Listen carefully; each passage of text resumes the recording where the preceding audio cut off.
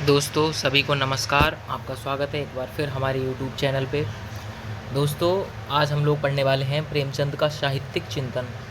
प्रेमचंद ने साहित्य के बारे में क्या क्या विचार व्यक्त किए, वो क्या सोचते थे साहित्य के बारे में, उनकी अवधारणा कैसी थी, उनकी सोचने की प्रक्रिया क्या थी, किन किन चीज़ों पर, किन किन विषयों पर वो ज़्यादा जोर देते थे साहित्य के बारे में। तो उन्हीं सब के चीज़ों को लेकर के हम आज पढ़ने वाले हैं। तो अगर अभी तक आपने यूट्यूब चैनल को सब्सक्राइब नहीं किया है तो इसको सब्सक्राइब कर लीजिए और बेल आइकन प्रेस कर लीजिए ताकि आने वाले सभी अपडेट्स आप तक पहुंचते रहें। और अगर अभी तक आपने मुझे इंस्टाग्राम पे फॉलो नहीं किया है तो मुझे आप इंस्टाग्राम पे भी फॉलो कर सकते हैं। तो दोस्तों चलिए आगे बढ़ते हैं।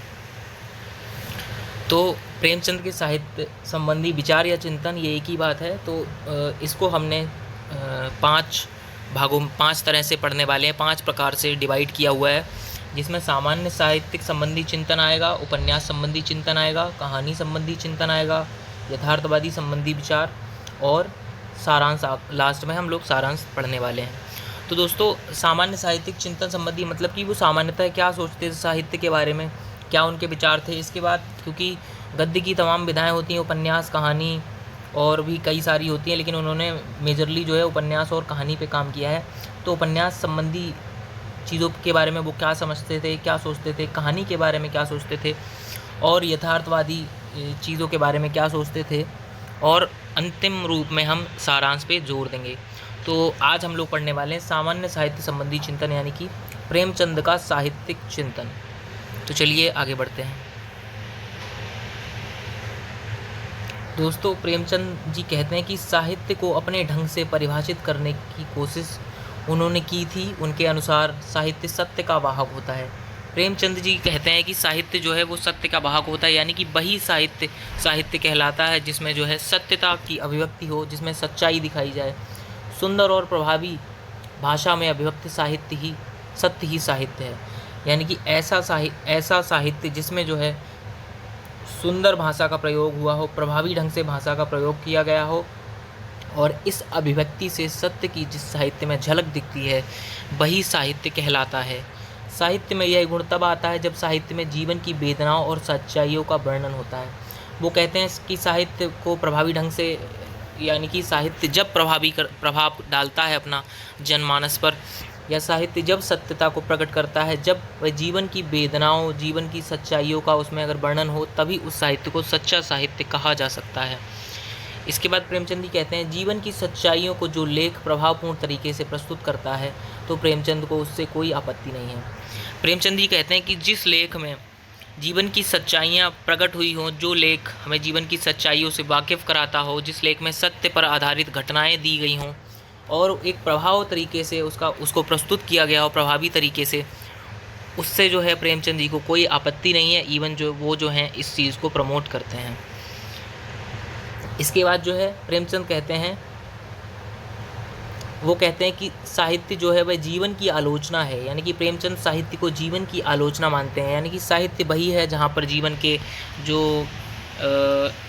के जो रस हैं, जीवन के जो तमाम समस्याएं हैं, तमाम चीज़ें हैं, उन सब की आलोचना ही जो है साहित्य है। इसके बाद वो बात करते हैं कि कोई भी विधा हो, उद्देश्य केवल जीवन की आलोचना और व्याख्या होना चाहिए। यानी कि साहित्य की कोई भी विधा हो, चाहे वह कहानी हो, चाहे वह उपन्यास हो, चाहे वह एकांकी हो, चाहे वह नाटक हो, चाहे कोई भी विधा हो, लेकिन उसका मुख्य जो है काम होना चाहिए जीवन की आलोचना करना। यानी कि जीवन के मूल्यों अवमूल्यों का पर प्रकाश डालना, उसमें सही गलत की पहचान करना और सच्चाई को दिखाना और उसकी व्याख्या करना, यही साहित्य का काम होना चाहिए। इसके बाद आगे बढ़ते हैं। वो जो हैं पूर्ववर्ती युग की आलोचना करते हैं। उद्देश्य सिर्फ मनोरंजन और तृप्ति था। वो पूर्ववर्ती युग की आलोचना इसलिए करते हैं क्योंकि उस युग का जो उद्देश्य था वो केवल मनोरंजन करना था और केवल तृप्ति था। यानी कि लोग जो हैं उस वक्त बहुत ही ज़्यादा लग्जरियस लाइफ जी रहे थे, बहुत ही ज़्यादा भोग विलास की ज़िंदगी जी रहे थे। इसलिए वो कहते हैं कि साहित्य जो है सिर्फ भोग विलास के ऊपर ही नहीं रचा जाना चाहिए, इसके अलावा भी बहुत सारे रूप जीवन के होते हैं। तो उन सभी चीज़ों को लेकर के साहित्य को बात करनी चाहिए। उनका मानना है कि मनुष्य का जीवन केवल स्त्री पुरुष का जीवन नहीं है, वो कहते थे कि मनुष्य का जीवन सिर्फ स्त्री पुरुष यानी कि स्त्री पुरुष का प्रेम संबंध या जो भी कहानियाँ दिखाई जा रही हैं, जो नाटक दिखाए जा रहे हैं, उसमें सिर्फ स्त्री पुरुष को ही नहीं दिखाना चाहिए। इवन उसके अलावा भी बहुत सारे मुद्दे हैं समाज के, जैसे दलित वर्ग के बहुत सारे मुद्दे हैं, मजदूर वर्ग के बहुत सारे मुद्दे हैं, महिलाओं के तमाम मुद्दे हैं, और शिक्षा पर बात, रोजगार पर बात, ये तमाम मुद्दे हैं। और शासन, सरकार की जो कामकाज है, जो समाज है, उसके ऊपर तमाम मुद्दे हैं, उन सभी को सत्यता से दिखाया जाना चाहिए। केवल स्त्री और पुरुष के प्रेम को ही जीवन नहीं मानना चाहिए। वो कहते हैं कि जो साहित्य केवल श्रृंगारिक भावनाओं तक ही सीमित होता है, वह पूर्ण रूप से हमारी विचार और भाव संबंधी आवश्यकताओं की पूर्ति नहीं कर सकता है। प्रेमचंद जी के अनुसार वो कहते हैं कि जिस साहित्य में श्रृंगारिक भावनाएं यानी कि वियोग या मिलन, जैसे हमने श्रृंगार रस पढ़ा है, उसमें मिलन या वियोग का भाव होता है, यानी कि जहाँ पे सिर्फ प्रेम संबंधों को दिखाया गया हो, जहाँ पे सिर्फ सुंदरता, आकर्षण को दिखाया गया हो, वह पूर्ण रूप से हमारी भाव संबंधी, विचार संबंधी आवश्यकताओं की पूर्ति नहीं कर सकता है, क्योंकि सिर्फ यही दिखाने भर से समाज की जो तमाम समस्याएं हैं, तमाम परेशानियां हैं समाज के लोगों की, वो जो है ओझल होती हुई प्रतीत होती हैं। अगर उन समस्याओं को नहीं दिखाया जाएगा तो उनका साहित्यिक रूप ओझल हो जाएगा और सच्चाई से दुनिया जो है वाकिफ़ नहीं हो पाएगी और समस्याएं बढ़ती ही जाएंगी। तो इसके बाद वो बात करते हैं, वो प्रेमचंद का इशारा हिंदी साहित्य के रीतिकाल और उर्दू काव्य की ओर है, जहाँ पर श्रृंगार की प्रधानता थी। जैसे मैंने आपको बताया ना कि साहित्य में भोग विलास की ज़िंदगी, उस टाइम पे रीतिकाल में जो साहित्य रचा जा रहा था, उर्दू काव्य को जो जब लिखा जा रहा था, तो उस वक्त जो जीवन जो था भोग विलास का ही था। तो इसी ओर प्रेमचंद जी जो है इशारा करते हैं। उनके अनुसार साहित्य अपने काल का प्रतिबिंब होता है, यानी कि साहित्य अपने काल का प्रतिबिंब या दर्पण का काम करता है। जो जैसे हम अपनी इमेज अपने शीशे में देखते हैं, मिरर में देखते हैं, तो हम जैसे हैं वैसे ही 2 कॉपी हमें उसमें दिखाई देता है।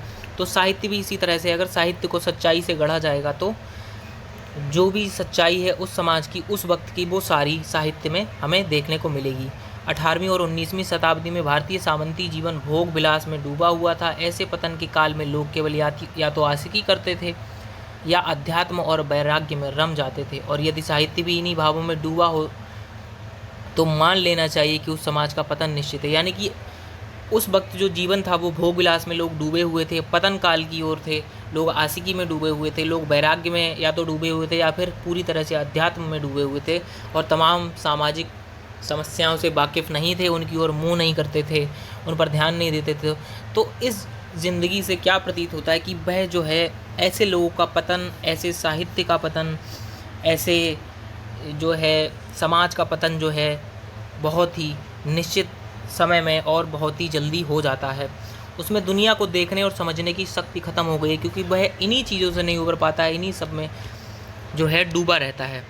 आगे प्रेमचंद जी कहते हैं, साहित्य तेज़ी से बदल रहा है, मन बहलाव की चीज़ नहीं है। प्रेमचंद जी कहते हैं कि साहित्य जो है वह तेज़ी से बदल रहा है, क्योंकि समाज तेज़ी से बदल रहा है। इसको सिर्फ मन बहलाने के लिए उपयोग नहीं करना चाहिए, बल्कि तमाम रूढ़िवादी, तमाम मिथ्यावादी चीज़ों पर भी हमें ध्यान केंद्रित करना चाहिए।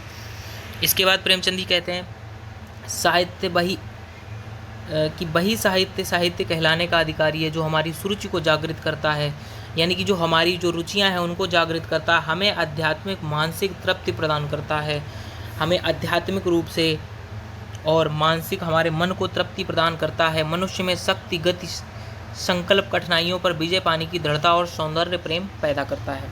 प्रेमचंद जी के अनुसार साहित्य ऐसा साहित्य कहलाने के लायक है जो हमें अंदर से मजबूत करता हो, मनुष्य की शक्ति को बढ़ाता हो, मनुष्य की गति को, मनुष्य के संकल्प को उसके खुद से वाकिफ़ कराता हो, जीवन की कठिनाइयों पर विजय पाने के लिए उसको मोटिवेट करता हो और सौंदर्य प्रेम पैदा करता हो। यानी कि साहित्य में सारी चीज़ें, सारे विषय रमे होने चाहिए, तभी वो साहित्य कहलाने लायक है।